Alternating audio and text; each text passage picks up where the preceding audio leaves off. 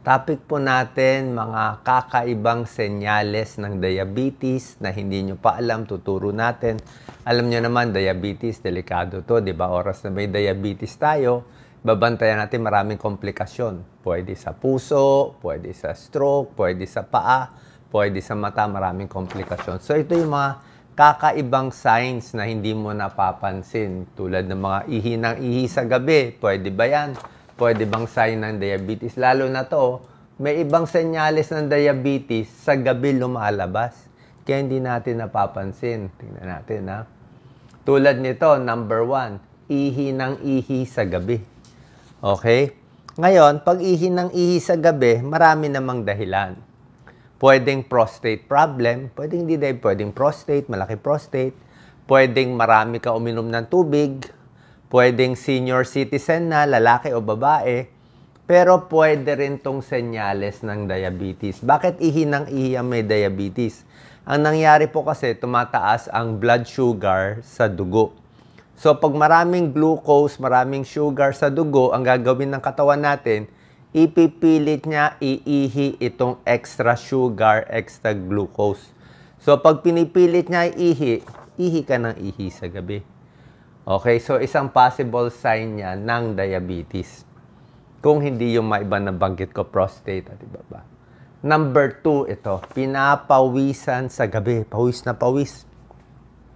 Maraming dahilan ng pagpapapawis. Baka mainit yung panahon, pinapawisan ka. Pwede sa babae menopause, di ba? Pinapawisan. Mga hyperthyroid, pinapawisan din. Pero, isang possible cause ng pagpapawis sa gabi ay mababa ang blood sugar.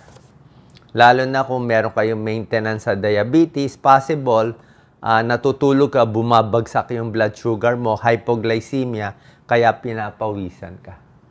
Okay, dapat i-adjust yung gamot, di ba? Kasi sa umaga, pwede mo check blood sugar, gabi hindi mo ma-check Di ba? Kung duda ka na baka mababa blood sugar, di kain ka konti, kain ka ng saging, o kain ka ng cracker o tinapay para tumaas-taas ang sugar. Number 3, signs sa gabi na possible sa diabetes, restless leg syndrome. Ibig sabihin, pag natutulog sa gabi, hindi nila mapigilan, galaw ng galaw yung paa. Parang kinukuryente ang paa.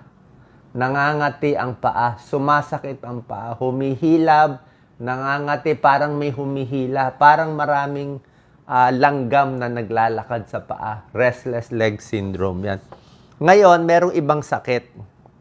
Isang ibang sakit sa nerves na nagkokos ng restless leg syndrome. Pero, possible din na diabetes. Yung mga diabetes na mataas yung blood sugar, nasisira yung nerves So, pag yung nerves sa paa nasira, peripheral neuropathy yan. Diabetic peripheral neuropathy, pag nasira yung nerves, bukod sa manhid, mahina pakiramdam, pwede masugat, pwede ka rin magkaroon nitong restless leg syndrome. So, pa-check din ang blood sugar. Ito, mga kakaiba to lahat. Number 4, sleep apnea. Hilik ng hilik sa gabi. Tapos, pag hilik, biglang titigil ang hininga. Sa lakas ng hilik, tumitigil ang hininga. Yan, okay? Possible ba yan sa diabetes? Tama po, possible. Una-una, pag diabetic kasi, usually overweight sila. So, pag diabetic, overweight, mataba sila, mataba dito sa leeg, pwede sila umabot dito sa snoring at sleep apnea. Pero, possible din na wala kayong diabetes. Wala kayong diabetes. Ang problem nyo lang, ito, paghilik at sleep apnea, nagbabara lang yung lalamunan. Pwedeng malaki leeg o makapal yung mga laman dito sa lalamunan natin. Ngayon, pag nag-umpisa ka sa sleep apnea, pwede rin magdulot ng diabetes. Paano mangyayari yon? Sleep apnea, ibig sabihin, kulang ka sa oxygen. Kulang sa oxygen katawan mo, dadami carbon dioxide, mahihirapan yung katawan. Pag nahirapan yung katawan, magkakaroon na ng insulin resistance, hindi na gagana yung insulin, tataas na yung blood sugar mo. Pag tumaas, so pwedeng yan ang umpisa, hilik ng hilik, overweight, magdudulot ng diabetes. Tapos yung diabetes, lalo ka mag-overweight, lalong lalala to. So, papacheck tayo sa pulmonologist. Kailangan magpapayat. Merong mga technique, pwedeng side ang tulog o yung iba nilalagyan ng CPAP machine. Yung machine na para makatulong sa kanila sa paghinga. Number 5, ito. Ito, madaling araw. Ito, okay blood sugar niya. 2 a.m. Ito, dilat siya. Nighttime hypoglycemia. Sobrang gutom, sobrang nginig sa gabi. Kasi nga, pag natutulog tayo, pwedeng bumaba ang blood sugar. Ano ang low blood sugar? Less than 70. Minsan, pag tulog, bababa pa ng less than 55. Diba? Mamaya, makomatose pa. Pag umaga, bumaba ang blood sugar, alam mo yun. Diba? Inom ka ng Coke, ng soft drinks, diba? Tapos pa-check mo blood sugar mo. Pero, pag sa gabi nangyari, hindi mo mamamalayan eh. Yan ang problem. Diba?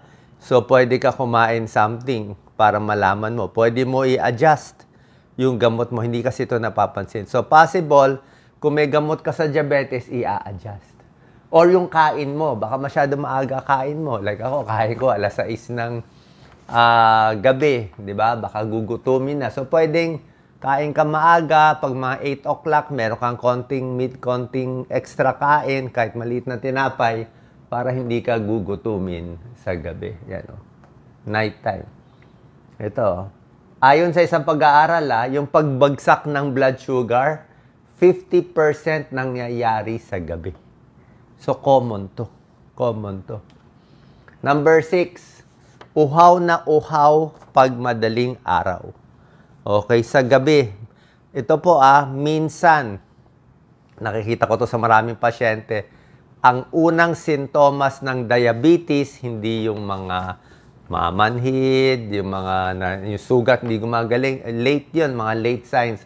Ang early sign, pinaka-early sign ng diabetes, uhaw. Laging dry mouth, laging uhaw. Mas obvious pa pag gabi. Okay? Bakit? Kasi pag mataas ang blood sugar mo, di ba, mataas ang blood sugar, pipilitin ng katawan ilabas yung blood sugar. So, ihi ka ng ihi. Diba? Tulad na sinabi ko, isang sintomas, ihi. Pag ihi ka ng ihi, madi-dehydrate ka. Kukulangin ka ng tubig, uuhawin ka. Matutuyo ang lalamunan mo. Kaya mapipilitan ka uminom ng tubig. Diba? So, pwede yan. Okay? Number 7. Comment po kayo. Baka ito ba yung first symptom nyo? Nighttime cramps. Okay? Halos lahat ng tao makaka-experience ng cramps. Halos lahat, okay? Pagdating ng 60 years old nga, marami. Madalas magka-cramps. So ako madalas rin ako magka-cramps. Ngayon, maraming ibang causes ng cramps, Pwedeng dahil sa mababa potassium mo, kain ka ng saging, nagka-cramps. Pwedeng dehydrated ka, kaya ka nagka-cramps. Pwedeng napagod ka, naglakad ka ng malayo, nagtrabaho ka, kaya ka ng cramps. Pwede nalamigan ng aircon, nagkaroon ka ng cramps. Pero, pwede rin diabetes. Okay, ano connection ng diabetes sa cramps? Tulad na sinabi ko, complication ng diabetes, nasisira ang nerves. Diabetic peripheral neuropathy. So, pag nasira ang nerves, pwede mag-cramps. Pag dehydrated, kasi mataas ang blood sugar, magka-cramps ka din. Okay? So, yung diabetic na madalas mag-cramps, usually maraming sintomas, masakit, manhid, nangingimay ang paa. So, pa-check din ang blood sugar. Number 8, malabo ang mata. Okay? Komplikasyon ng diabetes to, di ba? Pwedeng diabetic retinopathy, yung blood vessel, nabubulag. Yan ang payo sa akin ng mga ophthalmologist kong kaibigan. Sabi niya, Doc Willie, turuan mo yung kababayan natin, i-check ang mata kung may diabetes. Kasi kadalasan, yung mata ang pinapabayaan, marami nabubulag dahil sa diabetes. Tapos, ang sintomas nito, kadalasan sa gabi. Kasi gabi madilim Di ba? Madilim sa gabi. Kaya parang lalong hindi ka makakakita. Blurred night vision.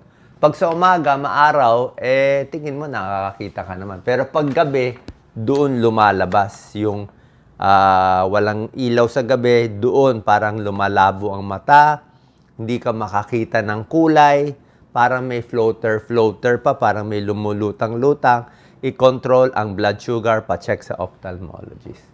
So, yan ang 8 nighttime signs ng diabetes na kakaiba. Pakita ko lang sa inyo mga tips.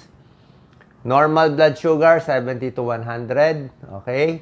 Pag ang blood sugar nyo, 101 to 125 milligrams per DL, mild diabetes na yan. Papunta na sa diabetes. Pag 125 pataas, diabetes na yan. Okay? Paano iiwas? Siyempre, pagkain, exercise, gamot, at blood test. Yung apat talaga. Pagkain, aayusin, exercise para bumaba blood sugar, gamot kung kailangan, at magpapacheck ng blood sugar para malaman ito. Gusto mo bumaba? Galaw-galaw. Ito yung mga usual symptoms. Sinabi ko na sa inyo, yung mga sugat na hindi gumagaling, vaginal infection, laging nauuhaw, hindi na makipagtalik, mahina na yung pagtatalik, pero medyo late na yan, namamanhid, namamayat, laging pagod. Pero yung pinakita ko sa inyo, mas kakaiba. Maraming komplikasyon ng diabetes, pwede ma-stroke, masira ipin, masira nerves, ma-heart attack, mata, mabulag, pati glaucoma, at ito pinakadelikado pa, kidney failure at dialysis. Okay, para makaiwas sa komplikasyon, dapat chinecheck lagi ang paa. Okay, bawal magpaa gabi-gabi. Pag may sugat, kailangan gagamutin na kasi pwedeng maputol ang paa. Pag may nakita ko sa barangay na putol ang paa, 99% diabetic na yan. Okay? Magandang sapatos, kailangan. Sa mata, yan, normal retina, yan, diabetic retinopathy. Ang nangyayari, nagkakadugo-dugo. Yan, nagkakadugo-dugo. Nagkakaroon ng mga bagong ugat yung mata. At pag nagkaroon ng mga bagong ugat, nangyayari, parang hinihila niya yung retina. Parang hinihila niya, dumadami yung ugat. Pag dumami yung ugat, yung papel, parang nakukuluntoy siya. So, minsan nagre-retinal detachment.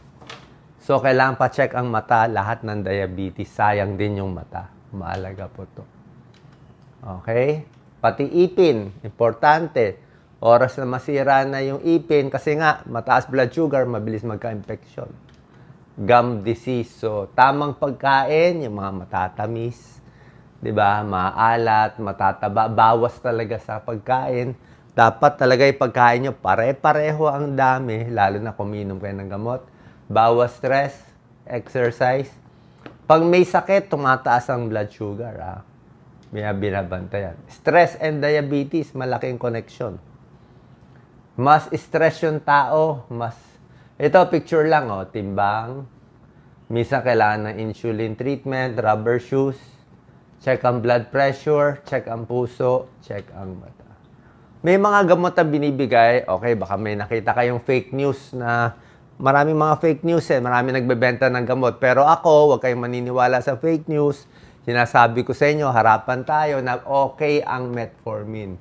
Okay, maganda, pwede ibigay, pwede inumin, walang delikado. Marami nagpe-fake news, sinasabi ko daw walang metformin, masama.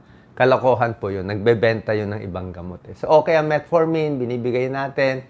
Itong mga sulfonylurea, kung ano sinabi ng endocrinologist nyo, yun din sasabihin ko. Dito lang kayo maniwala sa page natin, ha? Marami ng kalokohan ngayon sa social media, marami ng AI na kung sino-sinong iniimbento na fake news. Sa health, fake news. Sa entertainment, maraming fake news. Sa politika, maraming fake news. So, hindi talaga maiwasan to. Grabe na yung fake news ng social media. Pag bumababa ang blood sugar, di ba? Ilan sa mga sintomas, nanginginig, mabilis heart rate, sobrang gutom, pinapawisan, nahihilo. Okay? Tapos, anong reason minsan lumalala ang diabetes, hindi na inom ang gamot, sobrang alak, at ibang mga problem. Diabetes and mental health, importante din.